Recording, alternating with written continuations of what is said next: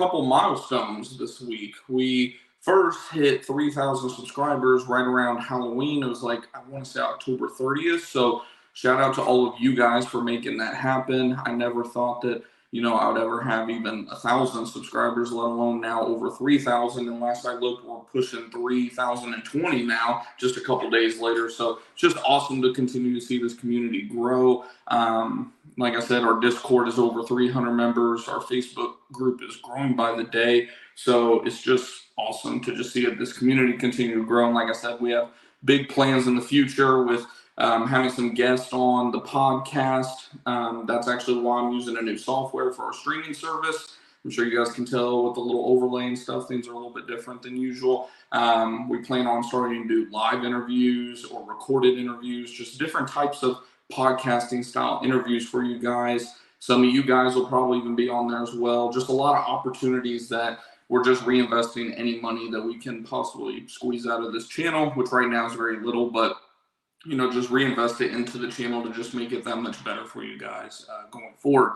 And then of course, just as a matter of fact, today, we hit officially 4 full years in business as well. So like I said, a lot of pretty cool milestones the last couple of days. With the whole 3,000 subs, I almost completely forgot that on Halloween was when I officially launched my business profile, all that different type of stuff. So it's just cool to, have just so many different milestones going on right now. And I always love to see, what you guys are doing as well in terms of updates from your all's business, because I know a lot of you guys started watching this channel 1 year, 6 months, 3 months, some of you even 2+ years now, whenever you were just thinking about starting your business. And now I hear some of you guys are even doing more than me. So like I said, I learn a lot from you guys as well, and it's awesome to see.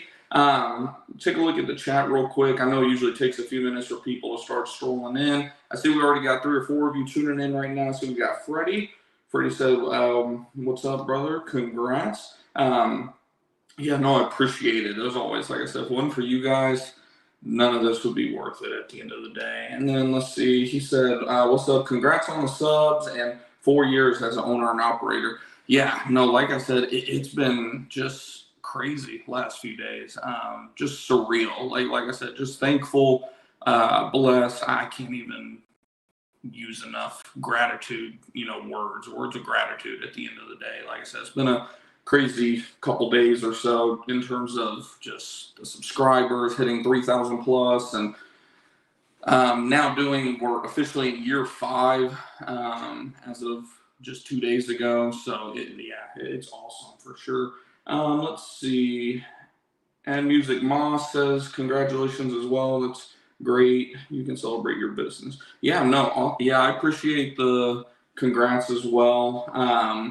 That's great. You can celebrate your like I said, and I've had people ask me already.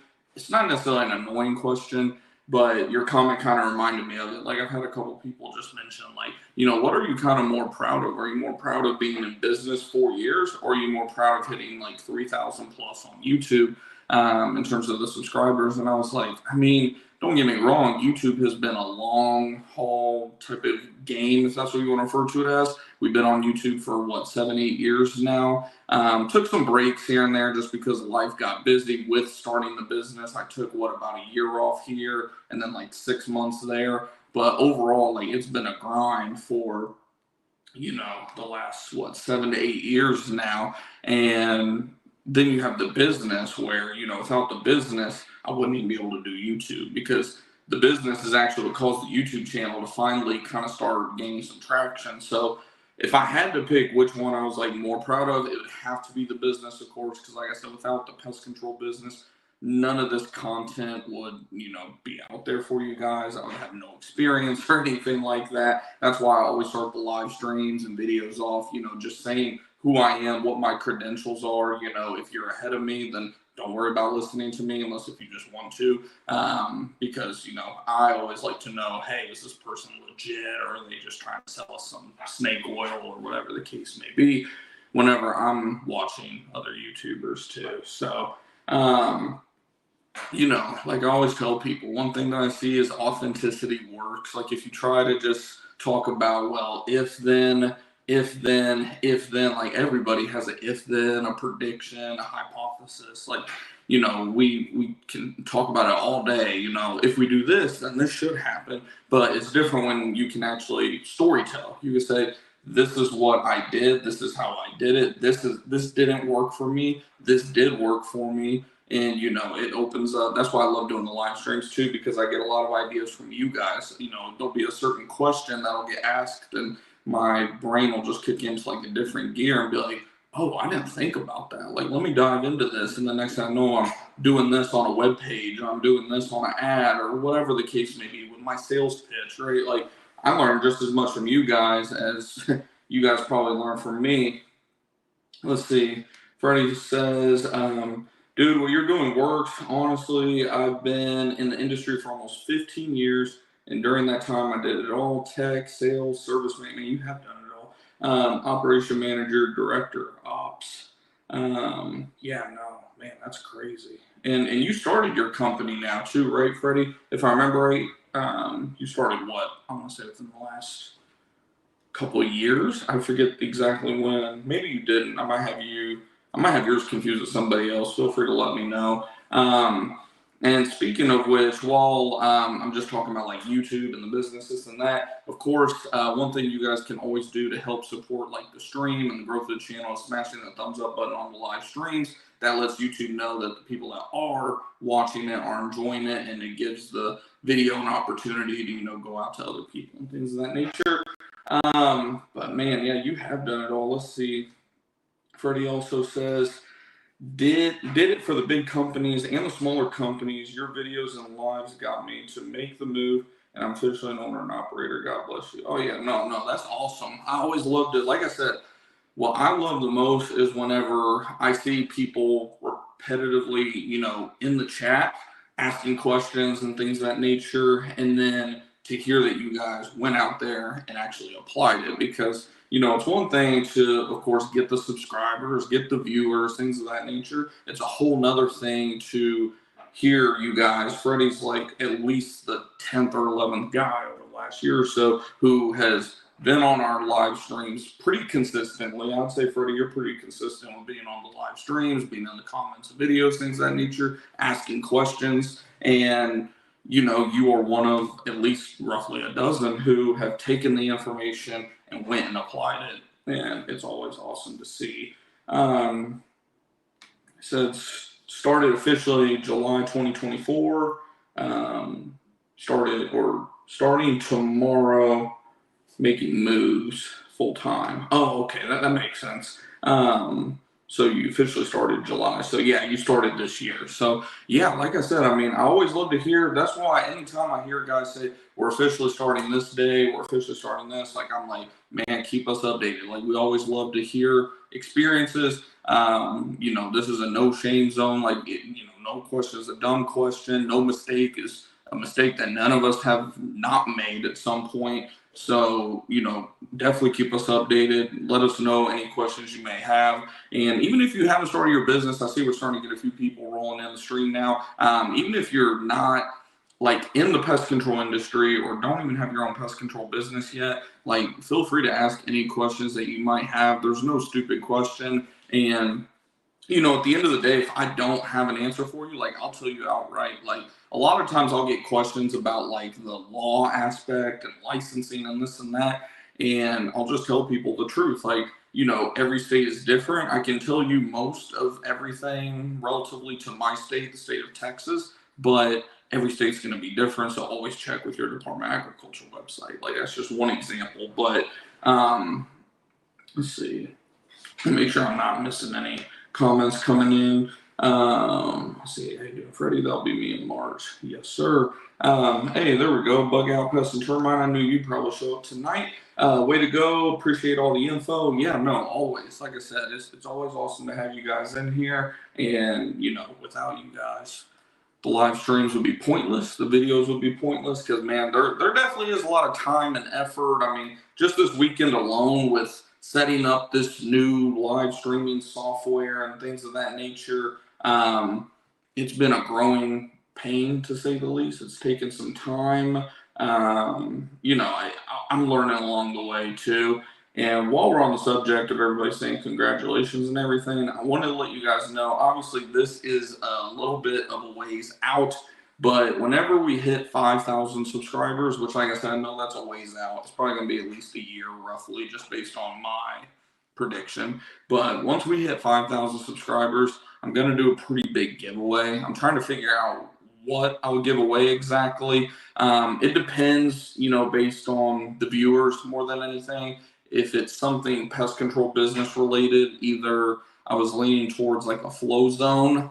I'm undecided between like, would it be a flow zone backpack or the flow zone? I call it the flow zone B&G. Those of you that know about flow zone products probably know what I'm talking about. They recently came out with like their own little, it's either a 1 or 2 gallon little handheld sprayer that's battery powered. It's just like a B&G, but battery powered essentially. And a lot of people are liking it so far. But like I said, once we hit 5,000 subscribers, which we're already on our way, we will do a pretty big giveaway. We won't give away just one thing either. Like there's going to be a couple different things. And like I said, I got time to figure that out for you guys. But yeah, if you're not already subscribed, definitely do that as well.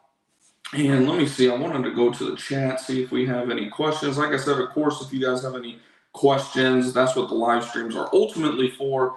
But tonight is kind of just a laid back little hangout, like we said, just kind of, I'm taking some time just to reflect on, of course, thanking you guys for, all the support of the channel, but also, just kind of reflecting on the 4 years in business now, because now we're going into year 5, almost half a decade in business. Crazy to even think about. Like I said, I mean, I know the statistics. I know that most businesses fail within their first year or so, and then most of the remaining businesses that didn't fail within their first year fail within the first like 3 to 5 years. And we're going into year 5 now, and everything's just looking better and better and better. I mean, we're looking at finally having enough money to not just hire a full-time tech, but even have 3 to 6 months of expenses, what I call like an employee expense emergency fund. I did a whole video about that. If you guys want to check it out, I'll try to remember to link it up after the fact, like at the end of the video, where it'll be in the cards or whatever the case may be. But, we're not just going to be able to hire somebody, but actually have enough money where, say we have a bad month and we're like, oh shit, like we can't cover payroll. We're $1,000 short. Like we'll be able to just pull out of that employee emergency fund and not even notice it at the end of the day. So yeah, like I said, if you have any questions, definitely shout them out in the chat. And otherwise, I'll just kind of start, just looking back on the last 4 years being in business with our pest control company, just things that I've learned, things that, I wish I had knew then, what I know now, because, that is what this whole channel is all about. Because like I always say, whenever I learn something that's like big, where I'm like, man, like, this could have saved us thousands of hours, thousands of dollars, things of that nature, that you can know that from day one starting your business, or even, just a few weeks in, because we get a lot of you guys who are just starting your business, or you're in business a few months, whatever the case may be. The earlier you learn a lot of this stuff, man, like I can only imagine where I would be. Let me see. I know we have some chats come in here.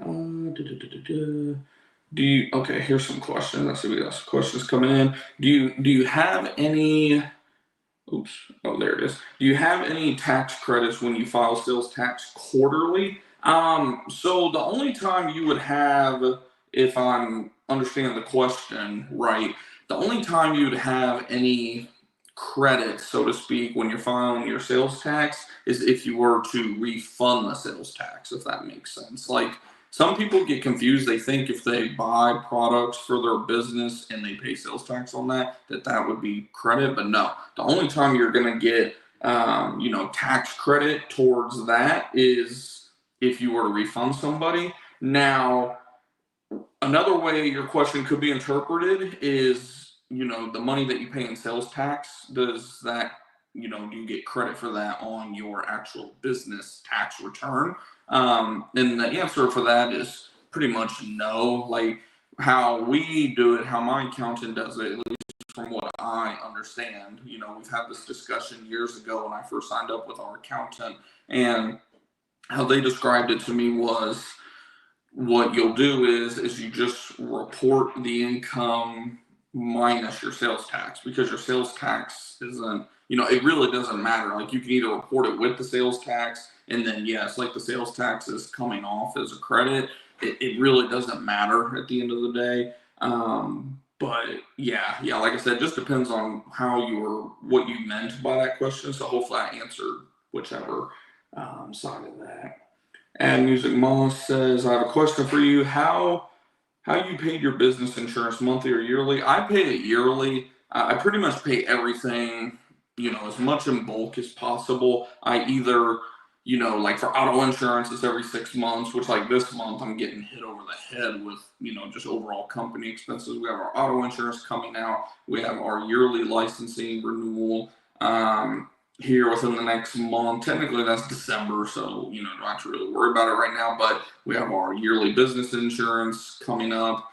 Like I said, just everything, of course, is right around when I started the business, right? So I do have like 1 to 2 months a year where I'm just kind of getting hit over the head to a degree because of that, but you usually save a lot of money on insurance and things of that nature whenever you go ahead and pay for like the full term up front. So that's how I do it. And again, I look at it not just from the savings side, but also my monthly cash flow. Like, sure, it does suck on those months where I'm like, damn, man, like I got this big tax bill. Damn, man, like I gotta pay, $1,700 for auto insurance this month. But like, it's 1 month and then there's no money coming out of my cash flow for that. Now, some people, what they'll do is they'll have, I think they call them sinking fund accounts, where they will every month still take some of that money and set it aside in that account to prepare for the larger expense. It's not a bad idea, especially once you start getting larger and those expenses get larger, to definitely do that. Where we're at right now, I can usually just kind of plan like 1 to 2 months in advance, like, hey, let's set aside half of it now and half of it next month, and boom, we're done with it. So, each has its positive and negatives, but like I said, I also like the savings of paying up front as well. So hopefully that answers that question.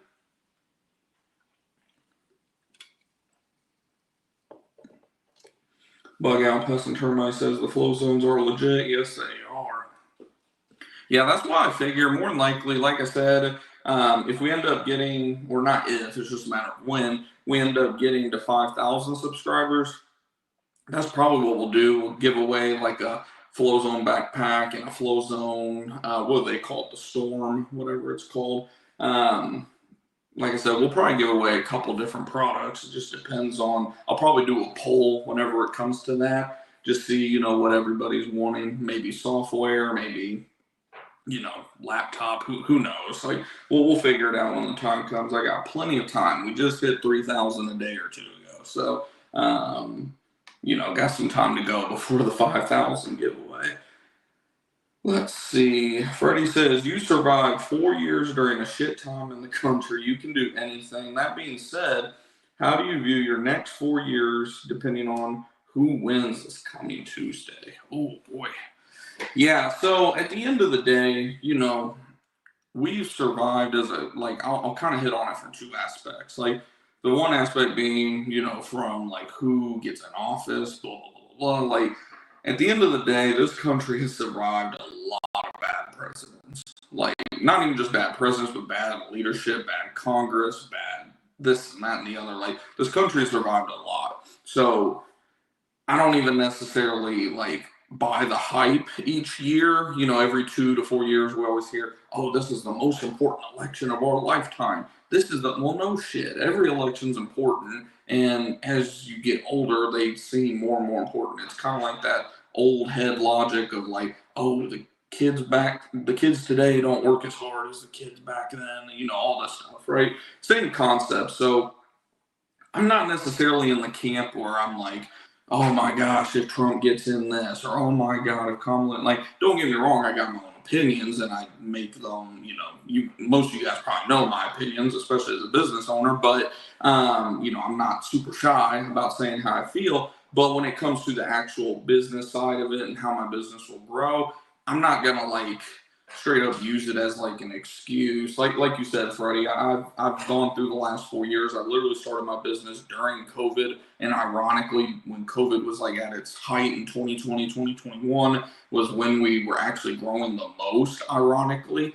But I'm not gonna also keep my head in the sand either and pretend like I don't want a certain candidate to win, because obviously I believe in deregulation. I believe that we're overtaxed. I believe we're actually double, triple, quadruple taxed, which is just insane. When you break down how much we're actually taxed, the average person is actually taxed. When I say average, I mean if you're in a 12% tax bracket, not even 22, not even, those upper tax brackets, just 12%.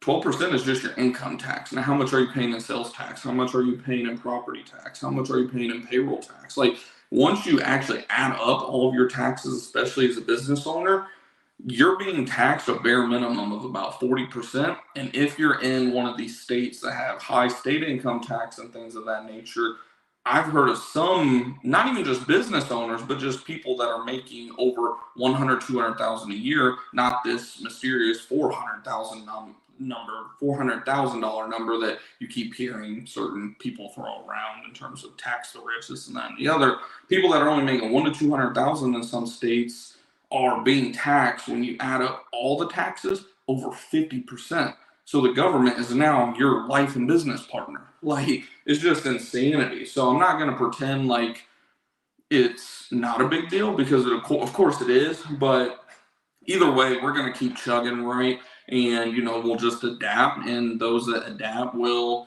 continue to grow. Maybe not the rate that we know we can. I don't know. We'll see. Maybe I'll do a little like reaction video or reaction stream. Who knows? Maybe that'd be a good idea. Maybe I'll throw a poll out overnight tonight into tomorrow about should we live stream the election or something. Maybe not the actual election, but like live, my live reaction or something like that. We'll have to get something figured out maybe. Let's see. You're within the pest control industry. Yeah, exactly. So yeah, no, it'll be interesting, but like you said, and like I kind of hit on there too, we've also been going at it the last 4 years. I'll definitely say, ironically, that 2020 and early 21 was the best times for our business in terms of it just seemed like as long as we answered the phone, we were getting sales. Where now, like, I would say over the last 2 years specifically, maybe even 2.5 now, we've had to actually really like focus on, how quick are we, one, answering the phone, but two, if it's a inbound lead, like a website form inquiry, how quick are we getting back to them?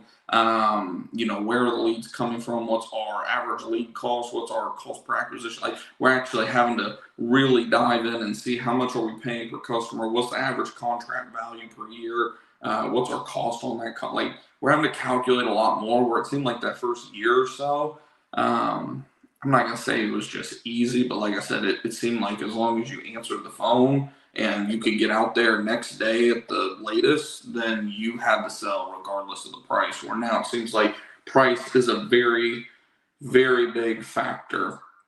And by the way, speaking of everything with the pest control business and everything like that, of course, most of you guys know at this point that GorillaDesk has hooked you guys up. You can probably see it somewhere up here, probably covering my little thing up there. But GorillaDesk has finally hooked you guys up with a little deal where if you use the link in the description box, I believe it's the first link in the description, as a matter of fact. Like, right as soon as you load up the description box, it's there. They're going to give you 2 weeks of GorillaDesk Pro, not just the basic version, GorillaDesk Pro, for free. They don't, if I remember right, they don't even ask for your credit card or anything. So literally no strings attached. You can just try it out for a couple weeks, and if you like it, you can pay for it at that point. And if not, then no big deal.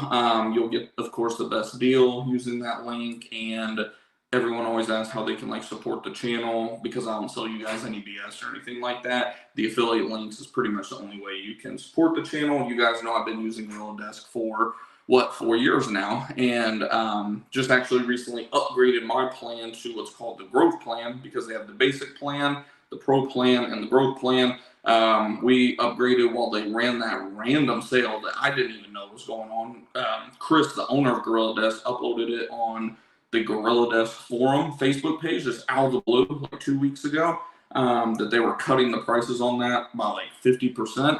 And I was like, man, it's like $40, $50 a month to get the growth plan, like an additional 50. I'm going to hop all over that. It's way better than, paying the $2.99 that it was. So like I said, you guys know I have no complaints. They had a couple issues, technical issues whenever they were switching to AWS for their software, but I haven't had an issue with it in at least 3 weeks now. There was a random outage for, I want to say like 30 minutes one day, and like everybody lost their mind. Like it was like the world ending type of thing. But that was the only issue I've ever experienced with them, and I haven't had an issue since then. And like I said, y'all can check it out, see if you like it. They're not paying me. It's not like a paid sponsorship. Like I said, it's just an affiliate link where you'll get 2 free weeks if you want to try it out. Let me see what comments we got too. Let's see. How do you manage? Let me go ahead and pull up this comment too. How do you manage your accounting and quarterly taxes? So because we do QuickBooks and I'm an S Corp, what will happen now with QuickBooks is they actually go ahead and pull this. Just changed with QuickBooks recently, and I'm so glad it did. I was like about to leave QuickBooks because they weren't doing this, but they finally went ahead and decided, okay, what we're gonna do is like, I'm on payroll, right? So all of my taxes and things of that nature kind of all go through QuickBooks. It's all just automated. And what they do now is pretty much every month, they will just pull out whatever tax is going to be owed, almost like an escrow type of situation, I guess you could refer to it as, but it's all just kind of out of sight, out of mind. And then once a year, I go into, technically twice, we'll have like a little meeting towards the end of the year just to kind of see where we're at. Do we need to go ahead and pay a little bit in extra just to be on the safe side? Or do we need to plan on a big purchase to write something off, right? Things of that nature. But most of it is just kind of out of sight, out of mind, automated with QuickBooks. And then, like I said, once early spring comes around, we go in there again and we actually figure out, okay, what are we actually going to have to pay? This year, I only had to pay like an extra, I want to say $458. Like it wasn't a lot. The year, which is actually an improvement from the year before. The year before, if I recall, I had to pay something like $1,500 or something like that. So we're getting it dialed in slowly but surely, and just awesome to see. Good question though. Let's see. I just started. How's it going, Martin? Is it Martin Kano? I just started my pest control business. That's awesome. Love to hear it. And Martin also said, what is the best way to market your business? I mean, there's multiple ways. The only way that's a bad way is to not do anything. I see a lot of people that will, which I know probably sounds like, well, duh, right? But I hear so many times a lot of not just pest control business owners, but home service business owners in general who will, start up their business, go do the LLC, like do everything you need to do the right way, legally and all that, right? And then they don't even make their Google business profile. They don't even make their Facebook profile. Or maybe they do, but like that's it. Like they make the Facebook page, they make a Google page, and then just sit back, stare at the phone, and just wait. They're like, okay, I'm a business owner. Yay. I got no reviews though. I got no one even knows who I am, but why is the phone not ringing? And it's like, well, dude, like you got no brand awareness, you got no reviews. So this is actually a very good question too, because what we'll do is kind of just what I would do if I was starting over again, right? So when I first started, of course, just to kind of give some quick background for anyone that might be tuning in for the first time, when I first started my pest control business, I didn't even realize how amazing the Google business profile is. It's free.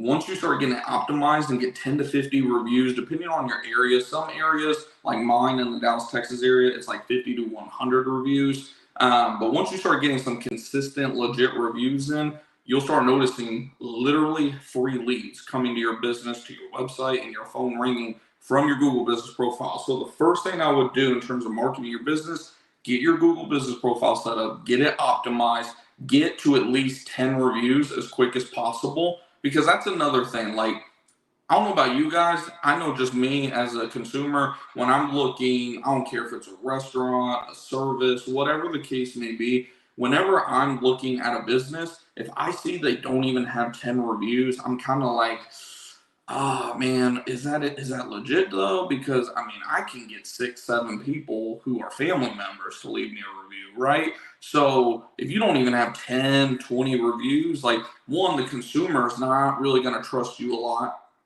And then also, of course, Google's not going to trust you a lot either. So get the Google business profile, optimize. And if you don't know what a Google business profile is too, that's where, if you type in plumber near me or pest control near me or HVAC company near me, like it doesn't even have to be a near me search, just any, service business, things of that nature. When you see the little map pack pop up, that is where it shows like local businesses to you. Those listings are Google business profiles. They used to be called Google My Business, but now they're called Google business profiles, and they're super easy to set up for the most part. And once you get them optimized, that alone will start producing, like for us, that is where about 70% of our leads come from anymore, is our Google business profile. That's starting to drop because, of course, we hired an SEO company for our website, and we're slowly starting to notice a little uptick in organic website traffic as well. Like I said, more details to come on that once we hit like 3 months, 6 months, etc. with them, because I'm excited to see how that helps us. But that would actually be number 2, by the way, is getting your website set up and optimized. That is a never-ending game. I will tell you that. Both of those are never-ending games because you need to get reviews on a consistent basis. You need to be updating your profile, putting pictures, things of that nature on there. Same thing with your website. It's an ongoing game at the end of the day. So, those are the 2 I would start with. And then, of course, you can always dive into Google Local Service Ads, which we talked about on the last stream as well, a little bit more in depth. But set up a Google Local Service Ads account. It's Google Ads version of pay per lead, essentially. Like, you're not paying per click. You're paying each time someone calls your business or sends a message. So it can be a little bit better for people that, don't know Google Ads at all, or Facebook ads or anything like that, and they want to actually pay per lead. That is why I suggest Google Local Service Ads specifically for any home service business, but especially pest control. Those 3 alone will be enough to, get you a solid, depending on your area, a bare minimum 20 to 30, upwards of, 50 to 100 leads a month. And like I said, as long as you stay on top of it, you'll be having leads coming in literally on a daily basis. If you do have a day where the phone doesn't ring, you'll be like me and be wondering, like, man, is something down? Like, what's going on? Our phone's like not ringing at all. Like, is something crazy going on? Let's see. I feel like I'm missing chats up ahead. Let's see. Got Peter in the house. Peter said, God bless you. No, God bless you. I appreciate you being here this evening. Hopefully you're still in here to see a little shout out. Angel, what's going on? Angel's another one who's been following for a little bit now. Hope you've been better than well. Yes, sir. Yeah, same to you. Hopefully all of y'all are doing good. I see we got about 10 of you in here so far, and hopefully all of y'all are having a great night and a great start to the holiday season. Is already here. Hopefully you guys are having a great end to your summer. Down here in Texas, we're still kicking it in like the 80s. It was like 83 today. I love it, but it's a love-hate relationship too. But yeah, no, hopefully you're doing good as well, brother. Let's see. Channel name goes here. That's a funny name. What kind of business? Oh, you're asking Martin. Yeah, network groups help too. I'm actually going to shout that out because that's a good comment there. In terms of marketing your business, going to network groups can definitely help. I was just talking to my wife about this. The fact that, we'll go ahead and take this off too. I was talking to my wife about the fact that once we get a full-time employee hired here within the next, 6 months, probably about 6 months or so, that'll free up a lot of time for me to be able to do a lot more networking events. I even did recently like a vendor event where you set up a booth. They had like they did have a trunk or treat. It was just like a fall festival essentially. And I did one of those, and we handed out a ton of business cards, a lot of handshaking, at least 3 to 5 conversations where like they're definitely going to be signing up with us. One of them already contacted us as well. So that event has already paid for itself. And anytime you can network with people, I always say, you're one handshake away, you're one connection away from a breakthrough in your business. Because so many people, they think no just means no. But one, no only means no for now. Like just because they say no right now doesn't mean it's no forever. That's why I always say, I brought this up in like one or two streams ago. Like people that decline one-time services are nuts, or people that delete customers out of their CRM, unless if you just never want to do business with them again. It's nuts because you can hit them with remarketing, and then not to mention, like I was saying, just because they say no, going back to networking, doesn't mean that they don't know somebody that'll say yes or open up a door to a new vendor, or just networking is everything in business at the end of the day. Now, you don't want to be that awkward dude that looks at every person you shake hands with as a business transaction, and what can you do for me and my business. But like I always say, you're always one handshake away from a breakthrough in your business. I'm going to take a quick legit drink break. It'll only take maybe 15 seconds at the most, but I don't want you guys just kind of being, watching me just guzzle on a drink real quick. So what I'm going to do is actually have a little be right back for y'all, and I will be right back in about, like I said, 10 to 15 seconds.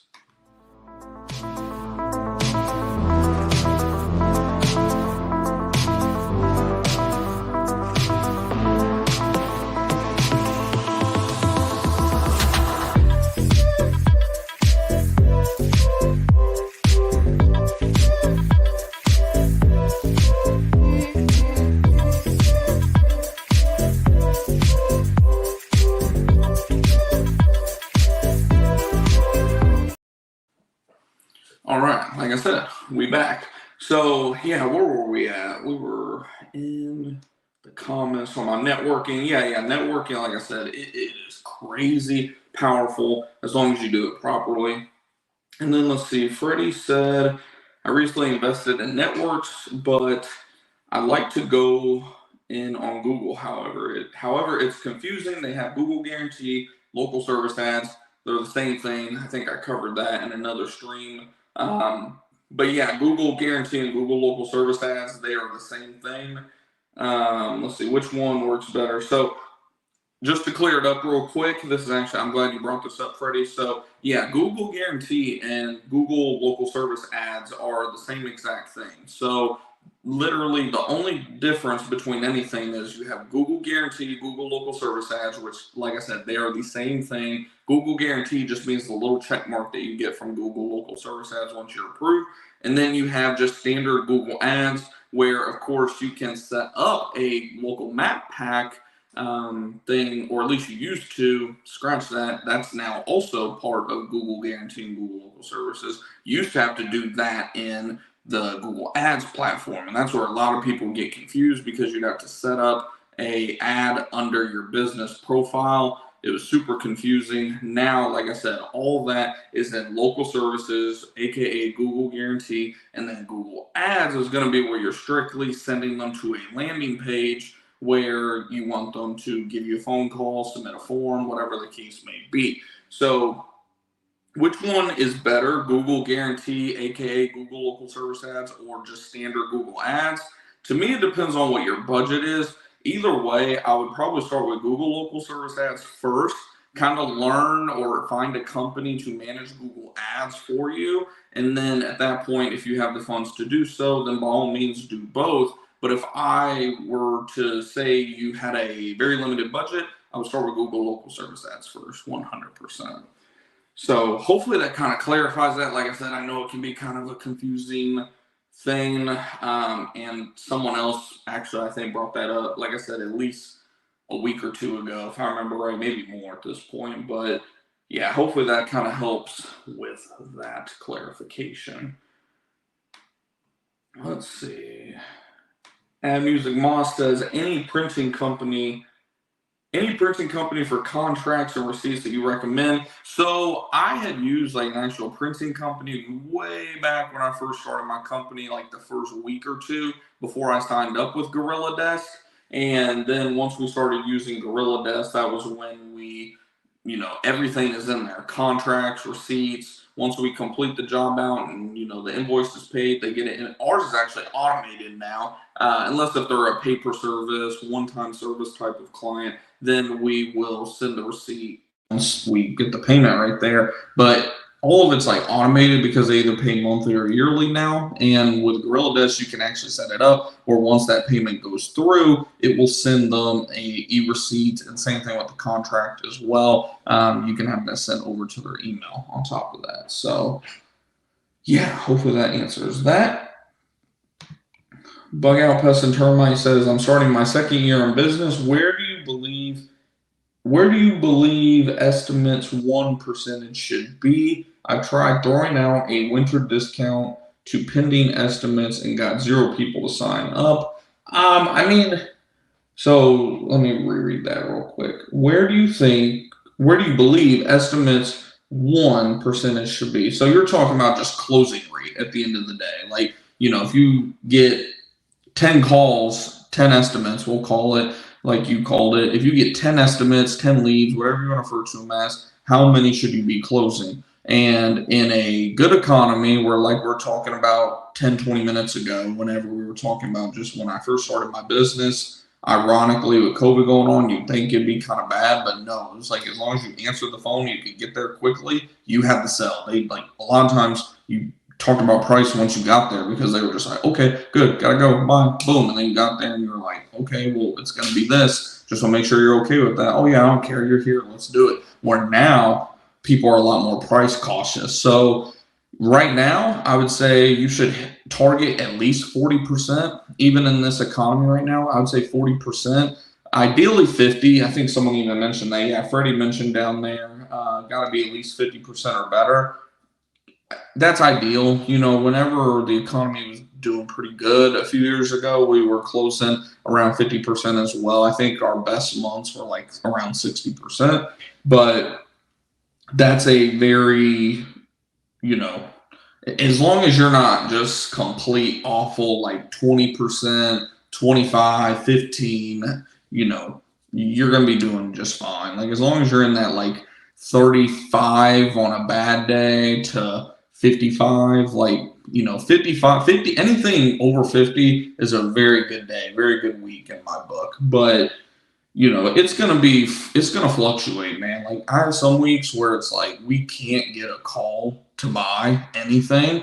And then there'll be weeks where it just seems like I said, you just answer the phone and they sell like cupcakes. So like I said, I would try to target the bare minimum 40%. And then, start listening in on your phone calls, figure out like, is there some common area of friction where either you're over explaining, because that can happen, or you under explaining, like is there a common question or are you getting some pushback, objections is what they refer to it as in sales. Is there something that is constantly coming up, right? And try to figure out how you can nip that in the bud, because that can easily make a 5 to 10% difference. Just boom, just one little tweak in your pitch can make a pretty big difference. So yeah, hopefully that answers that.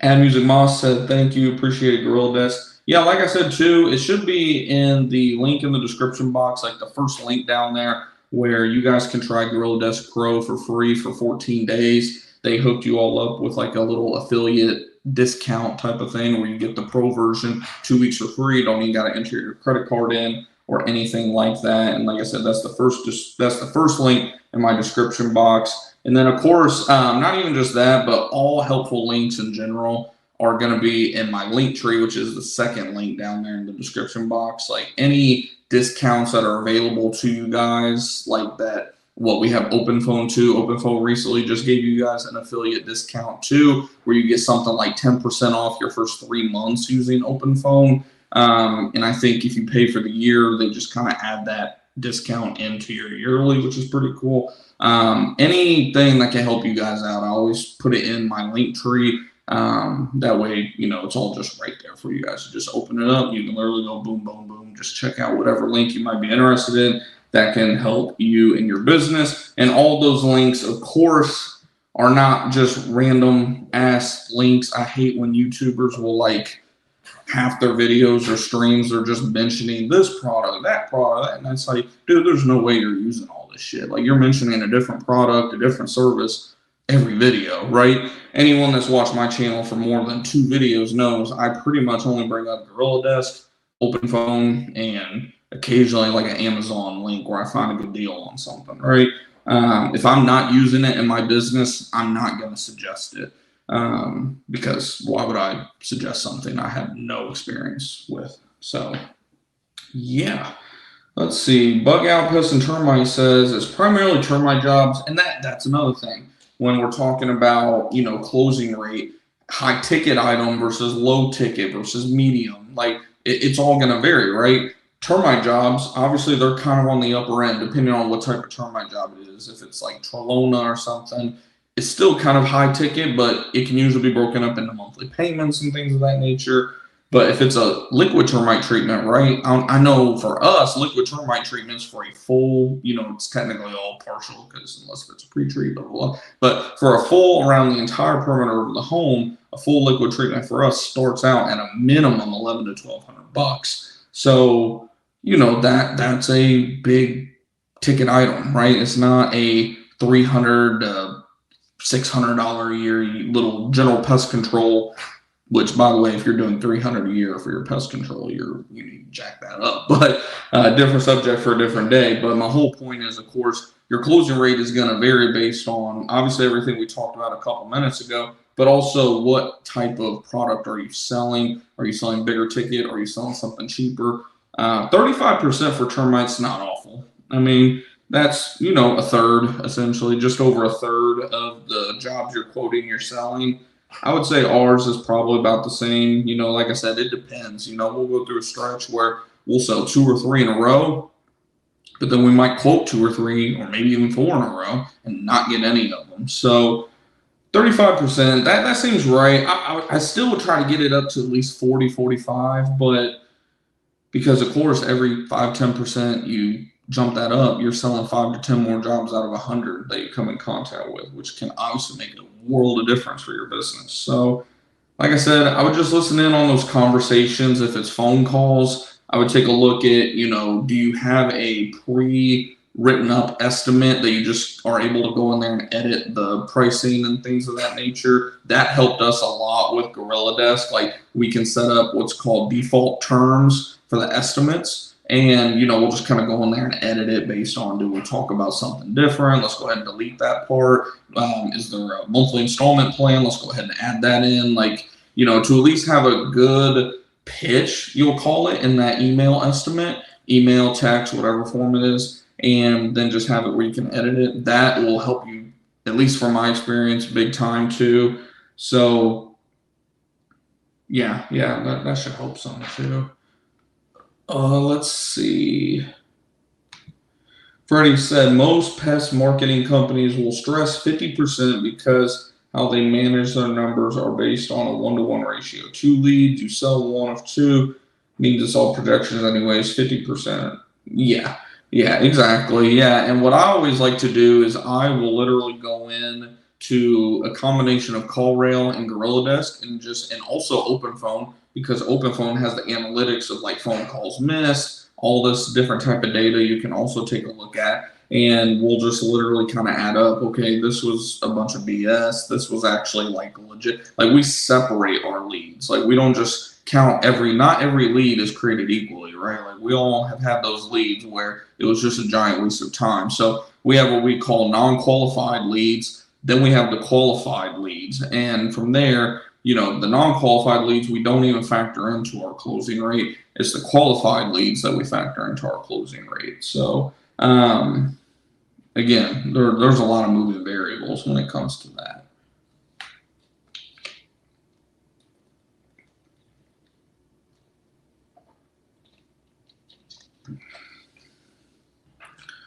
Mark is saved by grace through faith. I like that name, by the way. Said, what type of drills and equipment would you recommend for someone getting started with termites? So the drill that I use, let me see if I can get it pulled up for you guys, as a matter of fact. See if I can get this figured out here. Amazon. It was actually on Amazon. They may not even sell it now. I'm just going to be completely honest with you because it was, what, 4 or 5 years ago now when I bought it. But it was a DeWalt corded hammer drill with SDS. You want to focus on the SDS because those are the bits that pretty much everyone uses now. You don't want to get some outdated, piece of junk. Let me see. And you can get the cordless one too. I see actually they've gone down big time in pricing. The battery powered ones used to be a lot, like $400 to $800, where the corded ones were only like $150. The corded ones have actually gone up a little bit. They're about $200 now, but they are on sale about $60 off right now. Let me see if I can screen share this really quick. Might take me a second here since I'm on. Let's see, present, share screen. Let me see if I can get this pulled up. No, do not share audio from my laptop. Let's see if we can get this pulled up. There we go. There we go. That's perfect. So I don't know if you guys can see that there, if it's zoomed in good enough for you guys or not. But yeah, this guy right here, this hammer drill, just type in literally what it says right here. Matter of fact, what I'll even do is I'll copy and paste the link for it, and I'll post it in the chat as well as the description box. That way, if anyone's seeing this after, the live stream, then, we can go ahead and hook them up as well with that. But yeah, let me go ahead and take this guy off here now. Stop screen share. Boom. Yeah, it's pretty cool. I'm able to do that now. Like I said, I'm still learning. This is new software that I've never used until, 2 or 3 days ago. So bear with me when it comes to some of that. But yeah, like I said, let me go ahead, and what I'll do is I'll figure out how I can share. Let's see, get the link. Hopefully this will work. Let me see. Copy. And I'm going to paste it in the chat right now for you guys. Boom. Make sure that goes through. And I'll even, oops, no, I didn't want to do that. I want to actually kind of save it up there in the chat. But yeah, that's the drill that we use. Like I said, that drill has worked pretty good. I want to make sure too that the link actually works. Let me see if I can go into the stream real quick on the back end. Let's see. Bear with me. Come on, where is the chat? There we go. Making sure the link works really quick. Boom, there we go. Yep, link is working. So yeah, if you want to end up getting that drill, that's the best deal you're going to find for it. Of course, like everything, it's gone up. When I got it, it was like $150, $170. Now they're like $190. But apparently it's $60 off right now too. So getting somewhat a good deal at least. But yeah, that is by far the best drill. I've been using it. I've been using that DeWalt hammer drill for our termite drilling for, like I said, 4 years now. We've done, man, I don't even know how many termite jobs where we've had to drill, but I've probably drilled at least a couple thousand holes at this point. Because, the average job, I would say we drill about 20 to 40 holes. Now, of course, some of them that are like spot treatments, you might only drill like 5 to 12 holes, but I would say the average is definitely 20 to 30 holes at the minimum. And man, I don't even know how many termite jobs we've done anymore, but that drill is still kicking it. You will want to get an extension cord as well. I got one of those that just it comes on a wheel, and you just wheel it up, makes it nice and easy. But yeah, to me, it has more power. From my experience, has more power than the battery powered one too. So said thanks. Yeah, no problem. And like I said, I'll make sure to put that in the description box as well. That way, what I'll do is actually I'll go ahead and edit the thing right now. I'm going to put it right under the GorillaDesk link right now. Link to the hammer drill mentioned in this stream. Oops.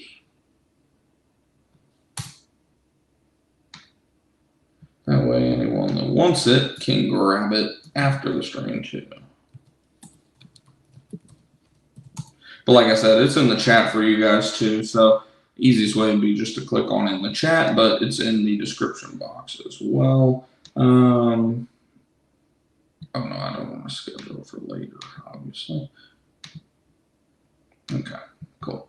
That's all I needed. So let's see. Freddie said, exactly, that's how pest marketing companies get you. They count unqualified leads in their numbers. That is why I'm hesitant on them. Yeah, and that's where you just got to sit down and like have an honest conversation with said company. It's just like SEO companies. A lot of SEO companies will give you promises about, oh, we're going to get you to page 1 within 30 days. Little do you know, little naive business owner doesn't know a damn thing about SEO. When they say they're going to get you to page 1, they're talking about the longest keyword. It'll be like best pest control, #1 rated pest company in the Dallas-Fort Worth, spelled completely out, Metroplex 2024. Like something that nobody's looking up, right? Like no one has a page that's titled that. No one's even looking it up. It has no search volume at all. But hey, it's a search term that they got you to page 1 on, probably the #1 result, by the way, because again, no one has a page optimized for that. And that's how they, deliver on their promise. So that's another thing when you're talking to either marketing companies, SEO companies, go in with some knowledge. Don't go in there with your pants pulled down and, get exposed, right? Like you want to go in there to at least know enough to where you can keep. That's what the guy who is like the main SEO guy at Digital Overlords, he's mentioned multiple times, like, yeah, quite a bit for a pest control business owner, especially a company your size where you're not even like really big. Like he's like, I don't know how you have the time to even gather all the information you have about SEO. Like it's pretty amazing. Not that you need to have like extensional knowledge or anything, but you should at least have enough knowledge on marketing, on SEO, on every subject of business that no one's going to be able to just take advantage of you, right? So just like anything in business at the end of the day. Let's see. Bug Out said, I may be closer to 50%. There are a few sitting there that I know will do it eventually. Definitely win some and lose some. I set the bar high for what I wanted in 2024. Oh, yeah, no. I mean, you always set the bar high. I mean, shoot, my bar going into this year was, 225 or 250,000, about $250,000. And we're definitely going to come up short on that. But it's not like it was out of the realm of possibility at all. And, I mean, shoot, who knows? I mean, if we had an absolutely pretty crazy November, December, we could even still hit that. But it just, I'm just being realistic at this point that we're probably not going to hit that. But we can at least come close. I mean, 200 to 220 isn't just totally out of the realm of possibility.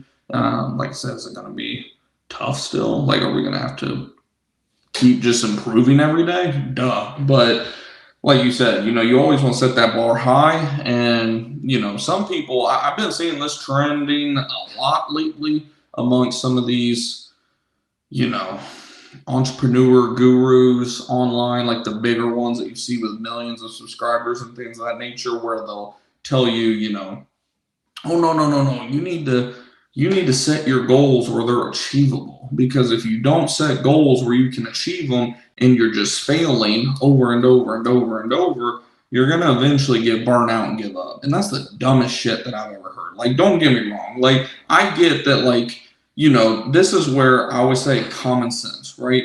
You go into the year, you set your goals high as fuck, right? Like who is going to go into the year? You did $100,000 last year, just for an example, right? You did $100,000 last year. What kind of goal would you want to set for the next year? Are you going to say, oh man, 7% growth, that's pretty good. Let's do 107,000. Fuck no. You're going to be like, man, you know what? We did $100,000 this year. Let's double it. Let's do 200, right? Like, or whatever. Let's, 10x, Grant Cardone, let's 10x it. We did 100. Let's do 1,000,000. Like, I don't understand why when it comes to a lot of, entrepreneur, TikTok, YouTube, whatever you want to refer to it as, they make it like it's either this way or this way. there's never the common sense of like, okay, yes, you should set a really high goal over here, but then have some intermediate goals, right? Because it is true. If you set a super high goal and then you don't hit it, okay, not a big deal. You do it again, you don't hit it, okay, you're like, damn, and I set my goals too high. Like you start to get that self-doubt. But if you have your really high goal, but then you have weekly goals, monthly goals, and you're hitting those, then either way, even if you don't hit that big goal, you can look back. This is why I love doing some type of journaling every single day, every week, even if it's just in your Apple Notes or something. Set some goals in terms of intermediate, not just once a year, once a quarter, like do weekly, monthly goals. That way, even though you may not hit your target at the end of the year, you can at least look back and, hey, I hit that goal. I hit that goal. Okay, I did hit that goal. I hit that one, that one, that one. Like you stack up all the wins, your wins compared to your losses. You still look back at the end of the year and you go, well, hey, we only did $100,000 last year. And again, I didn't do $100,000. This is just the example we're doing. I'm set for, like I said, close to 200, but I did $100,000 last year. And, hey, sure, I didn't end up hitting 200, but I ended up at 189. So I grew 89% this year. That's pretty fucking good, right? Like it changes your entire psychology, your inner dialogue, which will just propel you into another good year and another good year, just and so on. It's all about win the day. If you win, and this isn't just business, this is life in general. Like I compare it with eating healthy, working out, going to, for those of you that are, believers like me, going to church regularly, reading your Bible, whatever. Like you can apply this to any aspect of life.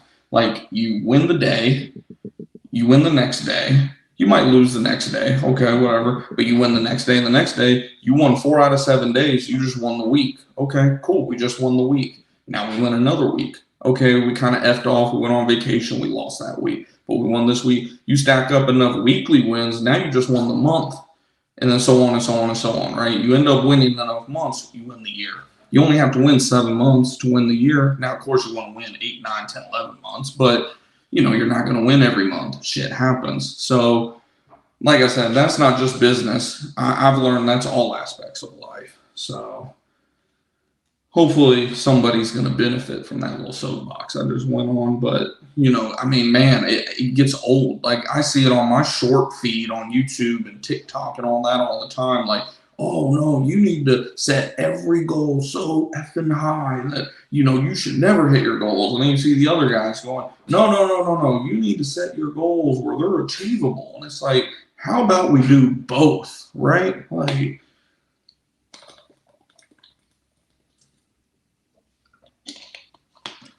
at least that's what's worked for me. Because I've tried both.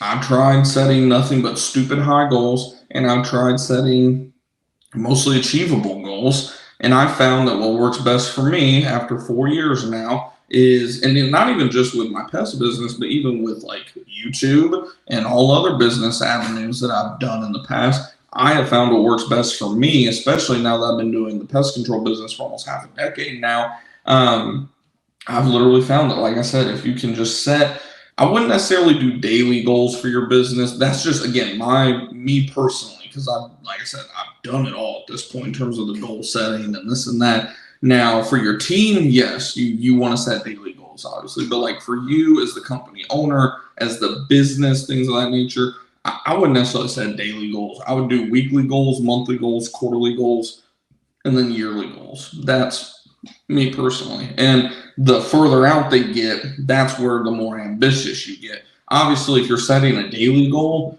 you can only set the daily goal so much, right? If you set a weekly goal, sure, you have 7 days, so it's a lot more time to get shit done, but still you have to set it, more realistic. But once you start getting out to monthly, quarterly, yearly, that's where you can start to become more ambitious with them goals. So, like I said, that's just from my experience. Hopefully, it'll kind of help someone out when it comes to just goal setting, sales, all that different stuff. I currently use Thrive. I've heard of Thrive, but I've never used them. Definitely keep us updated with how it goes with them. They have a platform that allows me to manage keywords I'm guessing my competitors, and overall data collection for better on. Yeah, definitely keep us updated on it because there's a lot of good companies. There's a lot of bad. It's just like anything else. There's a lot of good apples. There's a lot of bad apples, right? So anything that we can do to help everybody out is awesome. Funny thing is, I want to triple what my goal was this year for 2025. Yeah, no, I mean, why not, right? I mean, like we said, it's all a matter of math at the end of the day. Once you kind of figure out what your closing rate is on qualified leads, then you just figure out, okay, how many leads do we get generally? Say it's 50 for easy math. Okay, we get 50 leads. How many are unqualified leads? Ideally less than 20%. So let's just say 10. Let's say 20%. Okay, so now we have 40 qualified leads. Well, what is our closing rate on those qualified leads? Okay, let's say it's 50%. Again, I'm just doing easy math here. I'm not saying that this is what it should be. I'm just doing easy math here, just to show you how simple your goal setting should be. Okay, so we're at 40 qualified leads, closing rate of 50%. That gives us what? 20 sales a month. Okay, 20 sales a month is what we get out of 50 total leads in this example, which is actually about right because that's 40% of your overall leads. But say that that's your overall closing rate. Okay, well, if we know that we're going to close 20 for every 50 or 40 for every 100 in terms of total leads, how many leads do we need to get to hit this target?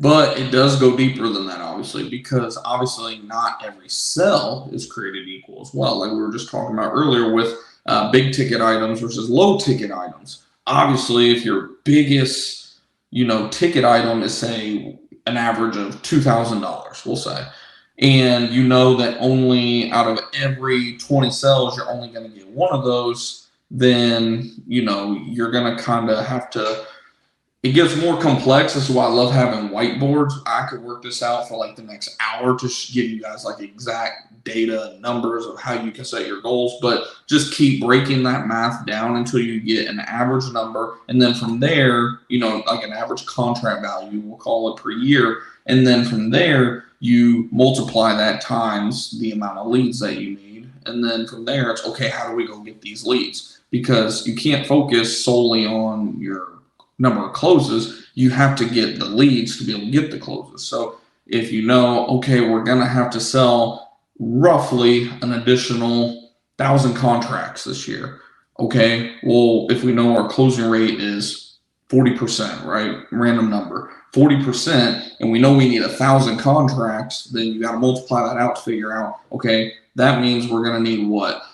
4,000, no, not 4,000. What would that be? 3,500 leads, something. Again, just random math at the end of or not random math, but random numbers to get to that 1,000. But again, it all depends on the goal that you're setting too. So hopefully I didn't lose anybody there with the math. It probably would have been better to have the whiteboard and kind of just walk through it. But I was trying to give you guys just like a quick example of like how I set our yearly goals. I love my website, so I would definitely recommend them for that. I'm learning and seeing how the platform domain will help my business over time. I have a 6-month agreement. And I'll say too, 6 months is just kind of scratching the surface. If they're doing anything that's going to actually give you legit results, it's going to take, being a brand new website, it's going to take a minimum of a year to really start to, if you start getting leads from that website within the first 6 months, they're doing some pretty damn good work for you. Being a brand new website. Now, if you take a website like mine and you go and switch to the SEO company and things of that nature, like you have a website that's been established for multiple years, then you can start expecting somewhat quicker results, like 3 to maybe 6, 9 months. But generally speaking, with a brand new website, it's going to take a minimum of about a year before you really start noticing, some legit SEO gains. Let's see. Definitely learning what is working for advertising. It's a good feeling knowing you have customers going into next year. Absolutely. When I literally had 0 at the beginning. Exactly. Nothing I like better than as we get down towards like Christmas time, when you're just kind of relaxing with the family a little bit and you're like, man, I I haven't looked at next year's sales forecast yet in the CRM. Let's go take a look at that. And you fast forward to 2025 or whatever the next year is when you're looking at it and you're like, damn, we have all the bills paid. We have a lot of extra money that month. Like, we can actually grow the business now. We can invest money. We can maybe, if we wanted to, take a little vacation, right? Like, once you get through that first 1 to 3 years, like, you're just going to start to kind of feel a weight come off your shoulders. But I will say, you have to be very careful to not let complacency sneak up on you. Because I will say, complacency at this point is my number one battle. There are a lot of times where I might be a little busy and a call will start to come in and I just don't want to be inconvenienced. I'm into whatever I'm doing and I'm just like, I'm not going to answer it right now. I'll get to it in 5 or 10 minutes. Well, hey, all it takes is that 5 or 10 minutes. They just got another company, right? So, and that doesn't happen regularly, but it happens here, happens there. Like we always say, you're one call, one meeting someone away from revolutionizing your business. So complacency, I'm going to talk about that a lot more in the future on this channel because it is something that I've even had some of you guys, and I don't remember if it was a live stream or a video, but someone even commented, I forget who it was now. Somebody said, my problem isn't getting the phone to ring. My problem is having the motivation and the drive to keep taking work. And I was like, man, shout out to you for having enough self-awareness to know that hey, I'm the problem at this point. Because we all run into that phase of business where, like we said, like you brought up in this comment, bug out, you get to a point to where you're like, oh, everything's covered. I got health insurance covered. I got 1 vacation, 2 vacations a year covered. I got all the business expenses, taxes, everything's covered. My wife's a stay-at-home wife now, or whatever the case may be. Whatever your initial goals are when you first launch, it can be very easy for that demon, that complacency to sneak up, and you're like, man, I don't really feel like working this week. Man, I'm just gonna. I'm not taking any calls this week. And it's I don't do it. Don't do it. Because, I brought this up in the past. Like I said, I'm going to do more videos and shorts and things of that nature about it because, man, the power of momentum, regardless of what type of momentum you have, it is very, very difficult to recapture or change momentum. Think about it like a football game or any sporting event, right? You hear about it all the time. Anyone that watches sports, you hear about just, oh man, that was a huge momentum swing. And a lot of times momentum will literally change the aspect of an entire football game or whatever the case may be. The one I think about recently was it was a college football game, Georgia, Alabama. It was about a month or 2 ago. And I was on a date with my wife and, I wasn't watching or anything, but when we left the house, freaking Alabama was blowing the doors off of Georgia. At least what the hell was going? Yeah.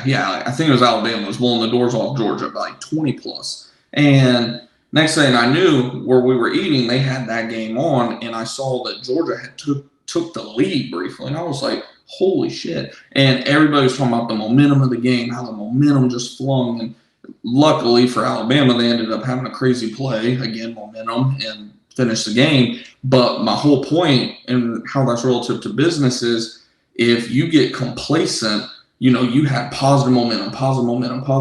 You built this business and, you're getting dozens of leads every single week, every single month now.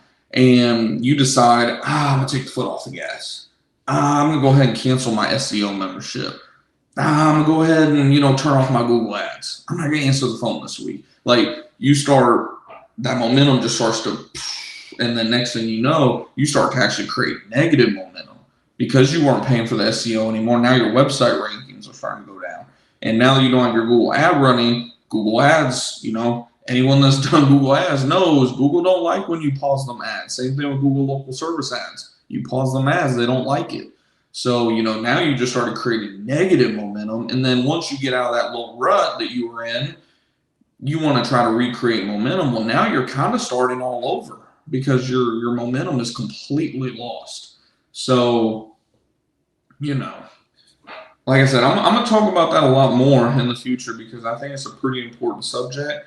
But you're absolutely right about, once you kind of get through that initial phase, what I call the survival stage, and you start figuring out, like you mentioned at the beginning of that comment, what advertising works best for you, man, you got the world at your fingertips.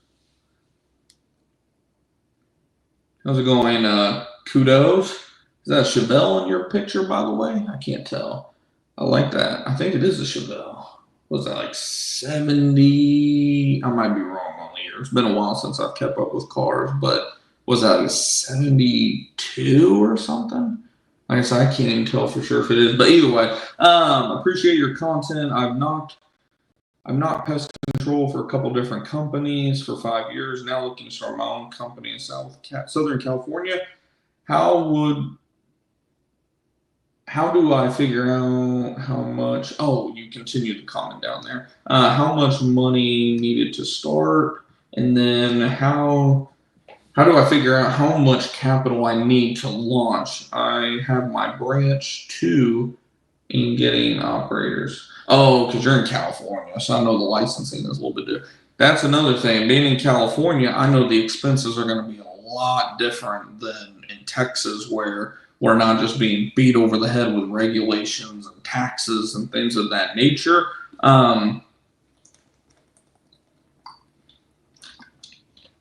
What I would do is, again, I would always start out with your Department of Agriculture website, figure out what is my yearly cost going to be in turn. Well, one, the launch, is there any initial setup costs and things like that? But after that too, what is my yearly fees and things of that nature going to be? What is my expected tax rate going to be?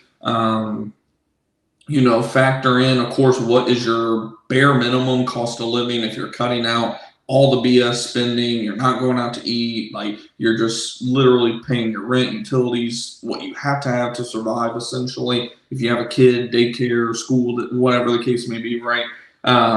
Figure out what you're going to need to just live essentially.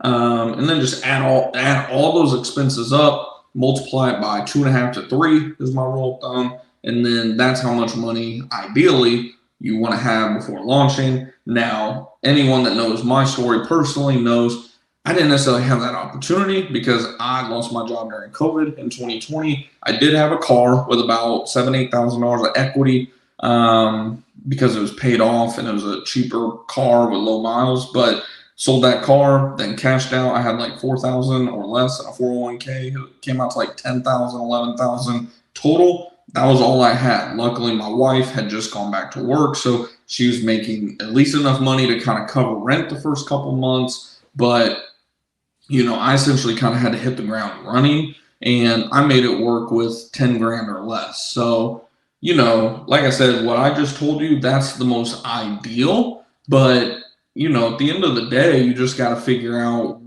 how much is it going to cost for me to just get launched. And then from there, everyone's situation is different in regards to, like we said, how much do you need to actually have set aside? Like, obviously, someone that's like a 21-year-old launching their business, still living with their parents or something crazy with no kids, no wife, things of that nature, they don't really have to have much money at all. They can just kind of launch and go knock doors and get it going. Someone like me with 2 kids, a wife, and things of that nature, responsibilities, right? We have to go about things a little bit differently. The risk meter can shift, right? Let's see. Website went live in October. I'm not counting this quarter's numbers at all. I'm letting the website do its thing, and my Google business page has given some work. Awesome. Really focused for 2025. Yes, sir. Yeah, we're getting into the time of year right now, specifically for like lawn care companies, pest control companies, companies that provide services, and we have like a busy season. We're starting to get into that season where this is the time you really want to be diving into SEO. You know, what campaigns are you running? Like, analyze what campaigns are working, what's not working, make all of your tweaks. Like, now through February is like your target zone for getting all of that set up. So yeah, you're spot on. Peter said, God bless your life, bro.